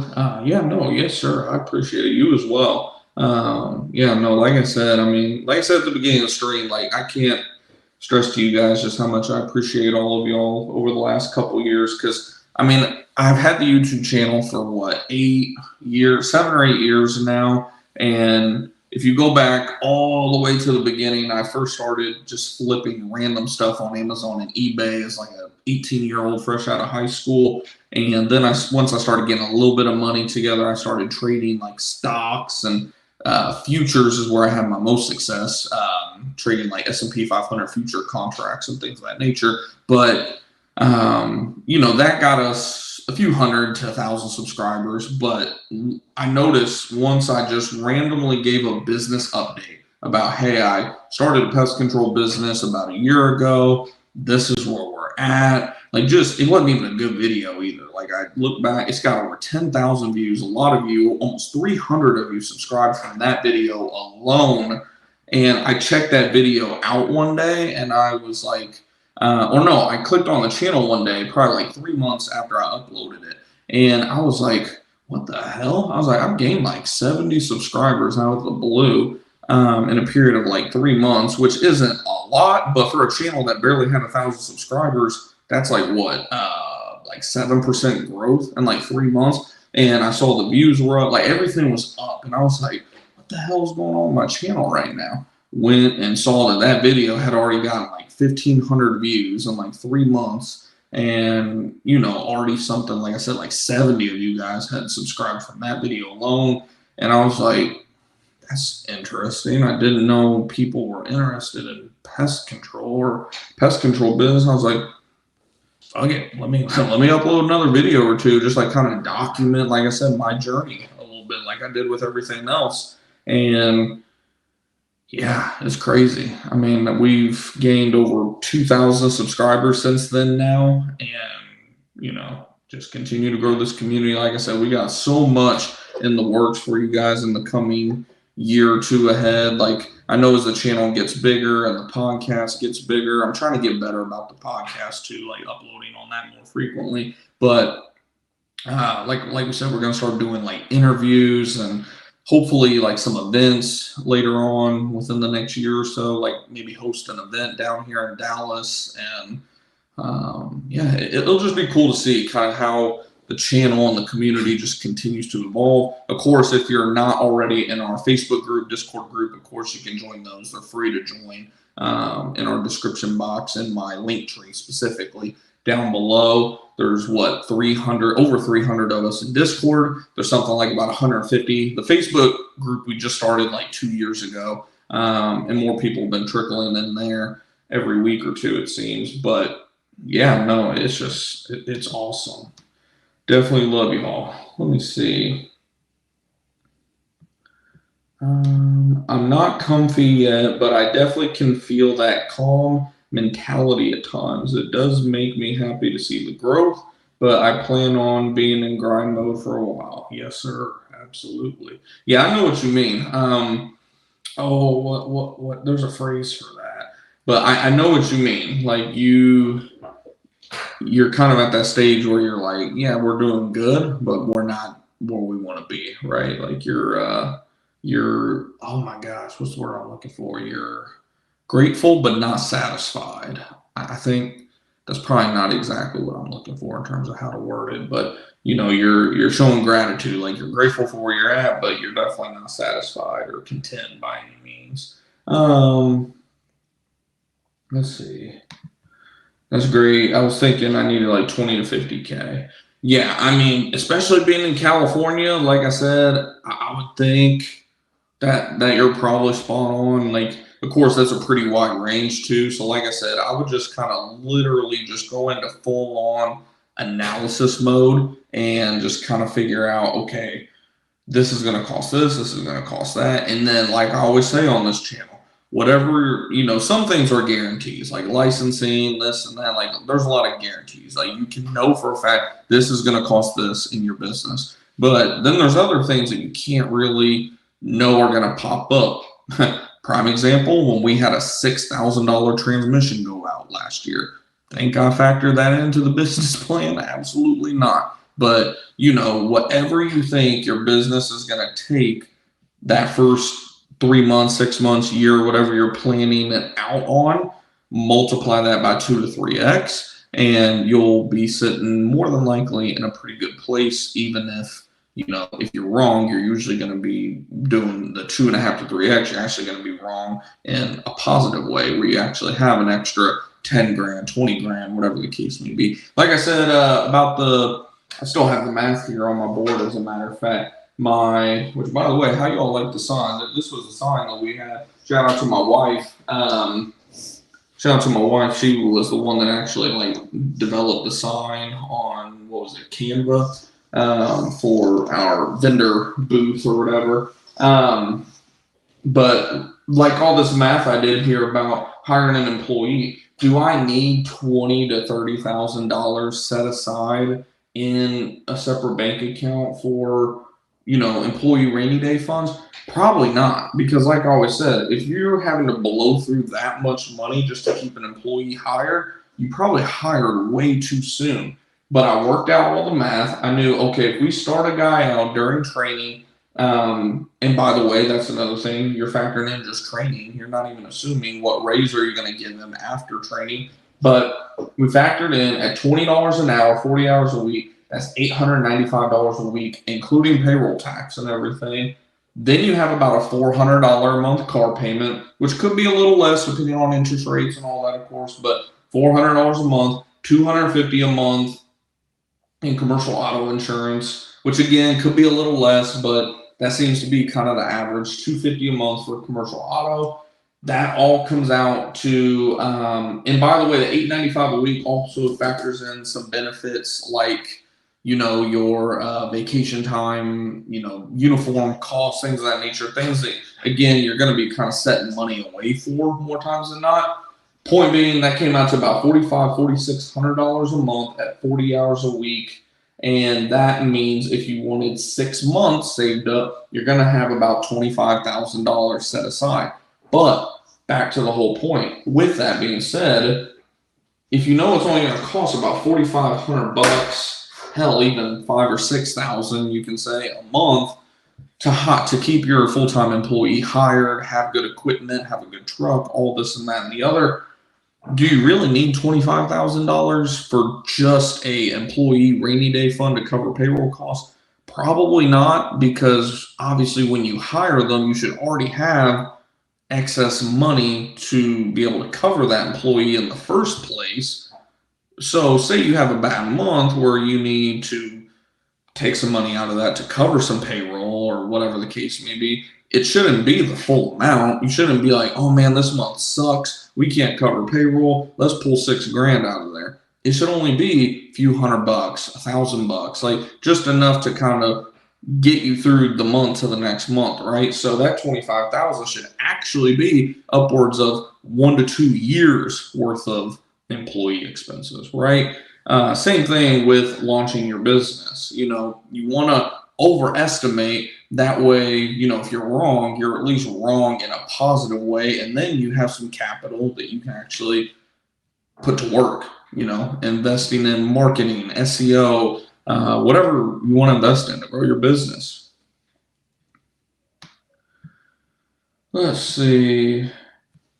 My start capital was $18,000. I spent $8,000 to be state compliant, vehicle, uniform, equipment, tools, website, and then started working with $10,000 in the business account. So yeah, that sounds about right. So you had 18, you spent 8 to kind of get up and going. That definitely sounds about right, because like I said, we had about $8,000 to $11,000 ourselves. And it got us through at the end of the day. I had at the time a 2015 or 2016 Chevy Colorado. We bought it with what, like 90,000 miles on it. So I mean, it wasn't like brand new, beautiful. I mean, it was a good looking truck still for its age, or not for its age. It was only like what, 4 years old, 4 or 5 years old at the time.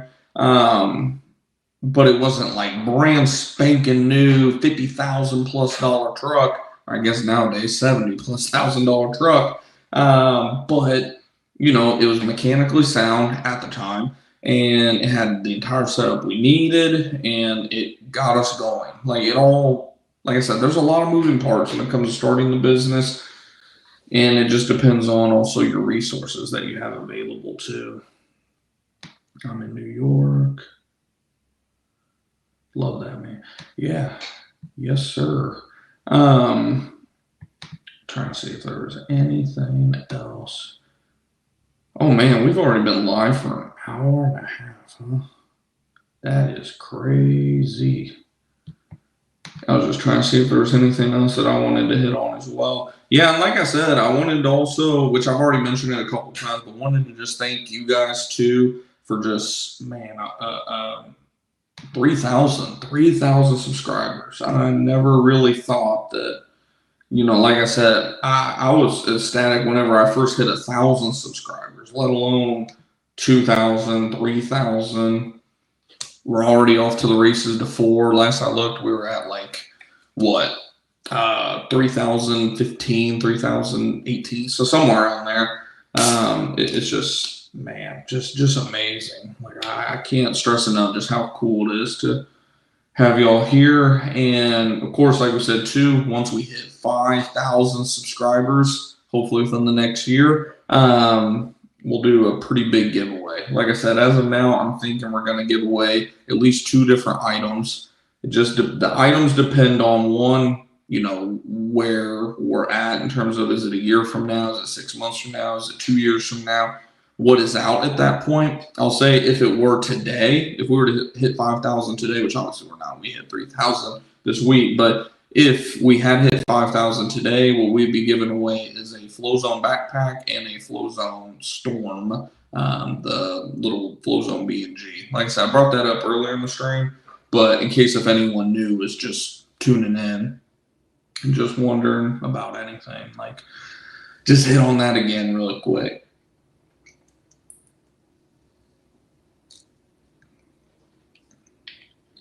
But yeah, like I said, we've been on for an hour and a half. If anyone has any, you know, last second, or not last second, but, you know, final comments or anything of that nature, feel free to get them in before we go ahead and start wrapping up here in the next couple minutes. I know I got a pretty full day tomorrow, and I'm sure a lot of you guys do too. Kudos says, I was looking to sell bi-monthly and quarterly services, but bill a lower monthly fee to have better available cash flow. Yes, sir. That is what I started doing after about 3 months in business. It was early 2021 when I made that change. We started doing monthly, and then shortly after that, we started also introducing yearly billing. So we give them a slightly better deal if they go ahead and pay for the year up front. For example, say we tell somebody it's going to be $50 a month for easy math. $50 a month. Obviously, there's an initial cost as well, like the cost of the first service is $150 in that case, or whatever number you want to make up. $150 and then $50 a month. So how we explain it to them is you can get set up for $150 to get started, and then the $50 a month will start the next month. So say you sign up November 10th. Your bill will come out December 1st, so on and so on, and that'll be $50 a month. So over your first year, in that example, it'd be $700 plus tax for the year. Or you can go ahead and pay for the year up front, and that'll just be $599 plus tax. So you're essentially saving the initial service costs instead of the $150 and then $50 times 11 months, right? 50 times 11 because they're only being charged the next 11 months because they were charged $150 at the beginning, and then they're charged the next month. Hopefully you guys follow that. 50 times 11, that comes out to what? $550 plus your $150 is $700. So what we're doing is we're eliminating that $100 it'd be like equivalent to if you just charge 50 for the initial.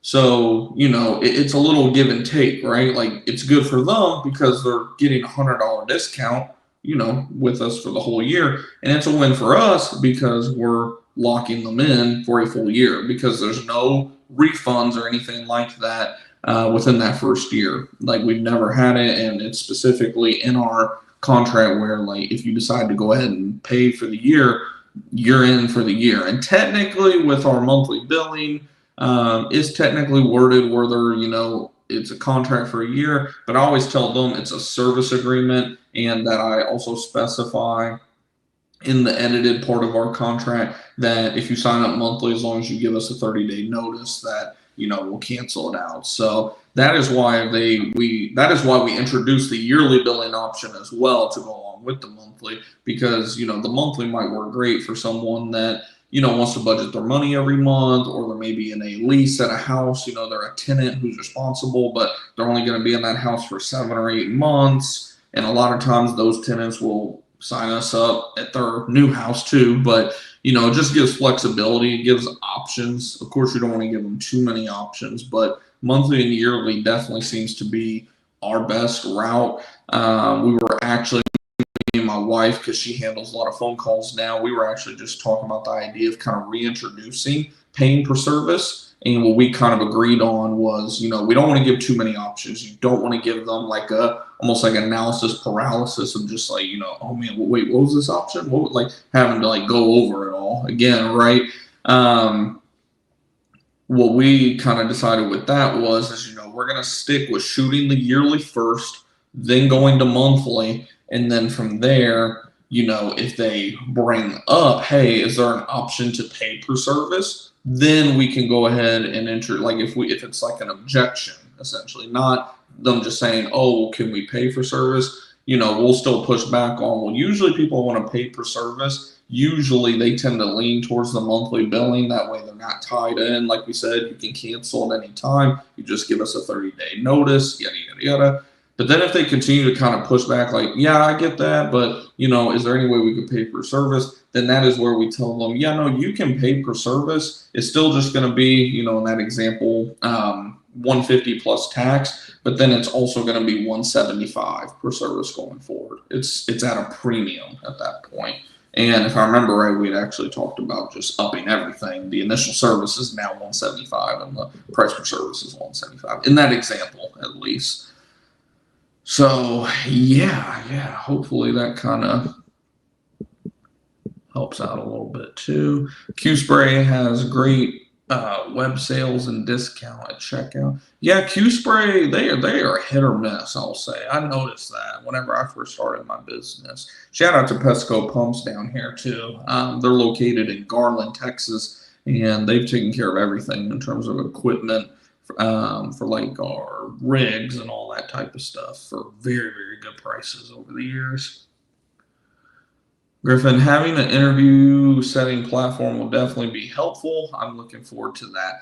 That is why I started using this streaming software that I'm using. Like, I'm sure a lot of you guys notice, like, the whole being able to put your comments on the screen and things of that nature. One, I figured that would be great for like engagement. Like some people that maybe wouldn't have commented before, maybe will comment. I don't know. I know me personally, I always think it's pretty cool when I'm on another YouTuber stream and they'll highlight my comment. So I like that aspect of it. But also it gives us, like I said, the opportunity where I can literally just send someone a link, an invite link, and they can join the stream. Or we can record it behind the scenes, like anywhere around the world, as long as they have an internet connection. So, and I figure, especially based on the poll that I did, which, by the way, if you haven't voted on that poll, it's still open. Like, definitely feel free to do so. I'm trying to see where it is at exactly.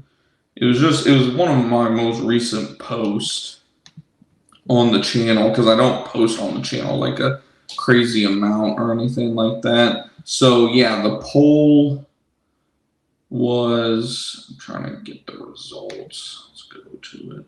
Okay, there we go. Yeah, so the poll was, would you like us to start doing podcast format, like interviews essentially on the channel, like learning from other business owners and things of that nature? And 88, there were only 33 votes so far. So, like I said, if you haven't voted yet, definitely go vote on that poll because the more votes we get, the better. Right now, it's only like a 1% turnout, like a 1.1% turnout in terms of the overall channel. But 88% of the 33 said yes. And pretty much 97% of you say yes because I gave you three options. One was yes, I want to learn from as many perspectives as possible. 88% voted for that. 9% of you said maybe, like let's try it and see how we like it. So, like I said, at least 97% of you said absolutely. And then 3%, which was like one person, I think. Yeah, one person said, no, I just prefer how it's been. So, and who knows, maybe since it was just one person, maybe they hit that on accident. I don't know. But yeah, I mean, overwhelmingly, it seems like you guys definitely want us to kind of at least try it out, if nothing else. And like I said, I mean, our channel is not huge or anything. I mean, it seems big to me because it's like, man, 3,000 subscribers is crazy. But, and by the way, if you're not already subscribed, hit that subscribe button down below, all that good fun stuff. But I know as the channel continues to get bigger, we'll probably start getting some more attention from some other creators and have just more opportunities to do interviews with more and more people. And I'll probably have an actual email set up in the very near future that if anyone thinks that they could add value to the viewers of the channel, they can reach out to that email and we can look at having a conversation together and possibly setting up some type of interview. Those things usually take weeks to iron out because you have to figure out, of course, first and foremost, I got to qualify that these people actually know what they're talking about. They're not just BS, right? But then also, I have to kind of come up with questions, talking subjects that we want to talk about, learn about them, have a couple conversations, and then, of course, schedule a good time where we can do the recording, and then I got to edit it as well. Editing is like, oh, I hate editing. It's the worst part of YouTube, in my opinion, is editing by far. But yeah, hopefully you guys will definitely enjoy that.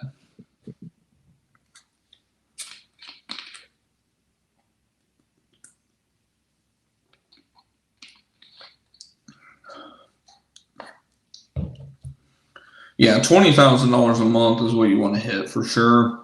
You can get away with hiring, in terms of the recurring income, 15 or so, because you can, assuming that you're getting plenty of leads, you can assume that you're going to sell a certain amount per month. But at the bare minimum, you want to be at that $15,000 to $20,000. 100%. Let's do it, damn it. Yeah, no, you definitely won't be at that $20,000 monthly. Yeah, and that's the other thing too, which I like and I don't like about how we do yearly billing is because, man, our month to month is all over the place. Like, I'm trying to pull up just some of my like sales forecast and things of that nature. So let me actually go to 2025. That'd give a better representation. So I mean, like right now, we got months as low as like 8,000 to 9,000 still, but then we got months that are literally over 15 on recurring. And like I said, we still, that's why I said we're probably at least 6 months out still, but definitely gonna be looking by summer at hiring, especially assuming we have a good winter, which we're already off to a good start for November. But that's where the whole yearly billing versus monthly billing, I can tell which months we sell a lot of yearly billing because those months are like crazy high. And then you can tell which months like you're not really selling a lot of yearly, you're selling more monthly or exclusion work, things of that nature, because those months, of course, are a lot less on the recurring income. So yeah, it's always interesting to take a look at that, but yeah, no, you definitely won't be at that 15 to 20. Let's see. Okay, yeah, I was gonna ask how soon can I get out of the truck? Yeah, I would say, I mean, and again, it depends on your area because I know kudos with you being in Cali, like everything's just, it's just more. You're going to have to do more, unfortunately. Down here where I'm at, pretty business friendly state. Um, I've already ran the numbers. If we can be doing a bare minimum of like 15,000 in terms of recurring, I know that our worst case scenario, we're gonna sell, worst case scenario, $4,000 in a month. So that lets me know that okay, at like 15 grand a month, we're gonna be getting up towards 25 or 25, bare minimum of 20,000, upwards of 25 to 30,000 a month every month. So that's why whenever I said 15, that's the thought process. It's not just, oh, rely on just the recurring. Like you can track your trends and see like, okay, yeah, our worst month we did this amount in new income. This best month we did this amount. Let's take the outliers out. What's the average? And then from there, I always like to do it based regardless of what the average is, which our average is usually around like 6 to 7 a month in terms of new income. But because again, I don't like doing the average as well because that factors in big ticket items, bedbug jobs, exclusion jobs, termite jobs. I don't like factoring in big jobs because even though most months like you're going to get them, I don't like relying on one-time service work. I like relying on, okay, what are we going to get in terms of new recurring being added? So that's why I usually go towards the lower end of that. If I know our range is say 3 to 4,000 to 7 to 8,000, then I know I'll be like, okay, let's just assume like 4, right? And then that way, if it ends up being 6 1 month, 8 1 month, 9 1 month, 5 1, like there's not going to be a month where it's like you're just stressing the hell out, right? So, and that comes with experience. Once you actually are 1 year plus in business, you have enough data to pull from. When you're first starting, a lot of it is hypothetical. If then, oh, if we do this, then this. And, once you get out here, you'll see that, we all think that it'll play out a certain way, but it always goes really good and then really bad and then kind of average and really good again. Like there is flows to it. So that is why, like me, some people say it's pessimistic. I call it realistic at the end of the day. I always like to go with like that lower end. And then from there, I know, okay, that means we need to be at 15, 16,000 a month recurring because at the bare minimum, we'll at least hit that 20K. All expenses will be paid. Employees get paid. We don't have to pull from our emergency fund to pay payroll costs or personal costs. Like everybody's paid, everybody's happy, and we live to fight another month. Worst case scenario, right? So, yeah, no, I think that is a good point to end the stream on, assuming we don't have any last second questions or anything. Like I said, just want to make sure we're still good. Like I said, can't stress enough. I appreciate you guys so much. Like the title of the stream said, we're celebrating 4 years in business, but we're also celebrating 3,000 subscribers. If you're not subscribed already, definitely hit the subscribe button down below. Hit the bell icon. We're on the road to 5,000. Like we said, once we get to 5,000, we're going to do a massive giveaway. So if you do know anybody, I doubt we're going to hit 5,000 overnight or anything, but if you do know anybody that could benefit from the channel, don't be shy about sharing it with them. Like we said, we got over 900 videos now on various topics too. A lot of it is business and home service business, pest control business related content. But if you go further back in the channel, there's tons of like investing and stock market content from when I was doing that a lot. I mean, I literally just gonna expose myself a little bit of just like how money motivated I am. When my first child was born, I used the FMLA time because you get like, or no, what was it? Was it FMLA? It may have been. I forget if it was FMLA or company or what, but I took the full time off, the 3 months, because I knew I had enough money. And what I literally did is like I would stay up through the night trading stock futures while the little one and my wife was sleeping. And yeah, no, it was crazy doing all that. But yeah, we got videos about just that, and you go back even further, flipping stuff on Amazon and eBay. Like we got something for everybody that's looking to, make more money, and just like I always say on this channel, get the life that you and your family deserve. It all starts with one person in the family tree to change that entire branch going forward. Is it going to be you, or is it going to be someone else later on down the road? That's up for you to decide at the end of the day. And Kudo says, congrats on 3,000 subs. Yes, sir. I appreciate it. Like I said, without all of you, none of it's possible. So I appreciate you guys so much. And like I said, just look at my channel as, I'm literally just some random dude. Like I'm not somebody, like no success fairy or some random person came and just went, you are going to be this, and boom, and just it happened. Like, it's a long time coming. I mean, I worked my ass off. That's why, like, I hate nothing more than when people use the term, what's that saying? Must be nice. I hate that phrase more than anything. Like, oh yeah, it must be nice, motherfucker. Like, it was nice. Like I mentioned, whenever doing the stock market stuff, staying up, pulling all-nighters, getting MRI scans done because I thought I had a tumor in my freaking head, when it turned out I was having panic attacks and anxiety disorders and things of that nature from just putting so much pressure on myself to do what, I know I need to do at the end of the day, what I'm called to do more than anything. But, like I just hate, and I could go on and on, the endless amount of nights diving in on the website, the marketing, the this, the that, the other, answering customer calls all hours of the day. Like, yeah, it must be nice, motherfucker. Like, yeah, it is nice. I ain't gonna lie. It is nice. You know why? Because I worked for it. And when you guys do it, you guys will have that same, it's not a chip that you get on your shoulder, but you'll have a sense of, like, I don't even know how to describe it. Like, obviously gratitude, but you'll have this sense of not even purpose. Well, what am I?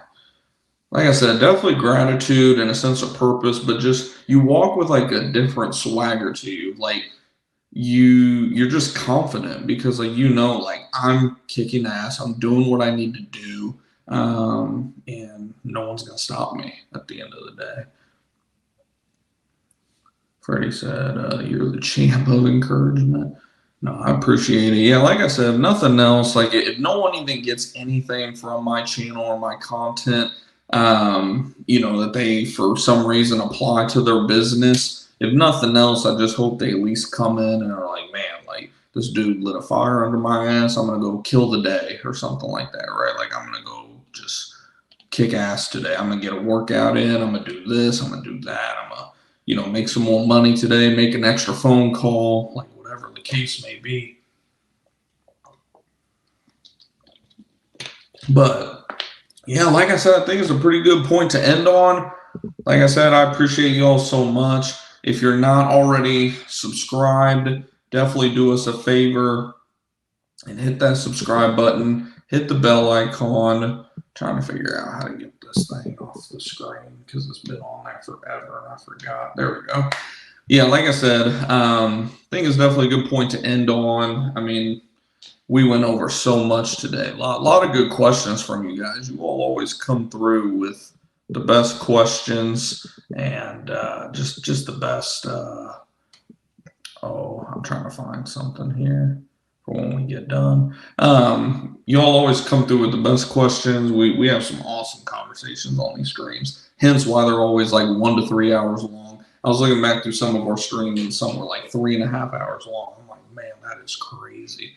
But y'all make it worth it. Like I said, I always take away, it lights fire under me whenever we come in here and do these streams because I'm like, y'all are like my accountability partner. Like if I'm not doing well, then, there's over 3,000 people now that are going to know about it. So, yeah, y'all keep me on my toes and, hopefully I do the same for you guys. And like I said, just provide more value to you in the future.